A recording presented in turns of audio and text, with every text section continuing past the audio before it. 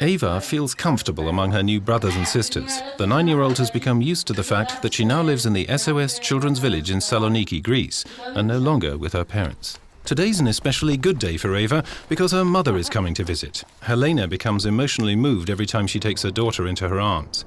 She prefers to remain anonymous, embarrassed by the fact that she can no longer take care of her daughter herself. I go to see my daughter once every month. We're in close contact and I call her once a week. She's here, but I have not abandoned her.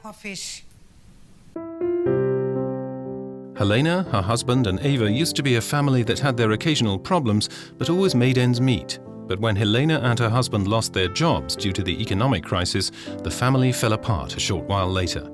As a single mother with no job, Helena could no longer provide for her daughter herself. Life was bad before my partner left us. We fought a lot, but I kept my patience because I didn't want to destroy my family. But eventually it escalated to the point where it couldn't go on. Helena saw no alternative but to entrust her daughter to the care of SOS Children's Villages. Others in Greece face a similar dilemma. More and more middle-class families descend into poverty, can no longer provide for their children, and have to ask the social services for help. SOS Children's Villages strives to support parents financially and psychologically first, so the families remain intact. The admission of a child to an SOS Children's Village is always the last resort. This is not an unusual case. There are many children in our villages whose parents were no longer able to fulfill their duties as parents because of the rampant economic crisis.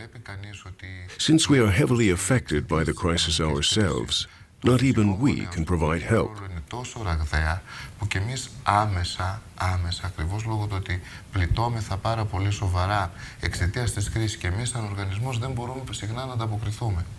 The austerity measures have made the Greek SOS Children's Villages the only ones in all of Europe who no longer receive support from the state.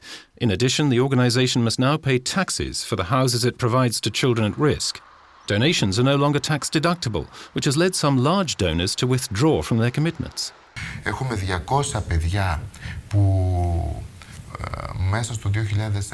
In 2011 alone, we received requests from the families of some 200 children to be admitted into one of our villages. And that's not including the 800 cases of children who need financial support at home.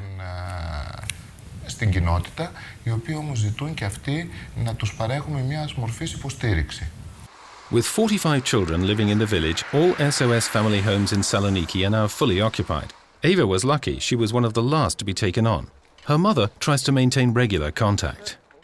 I wish her the best. I want her to become a good person, and one day when she's grown older, I hope she'll understand why I had to bring her here. Helena hopes that living conditions in Greece, and her own, will return to normal soon, so she can bring Eva back home. But for the moment at least, it looks like Eva will stay at the SOS Children's Village Saloniki a while longer.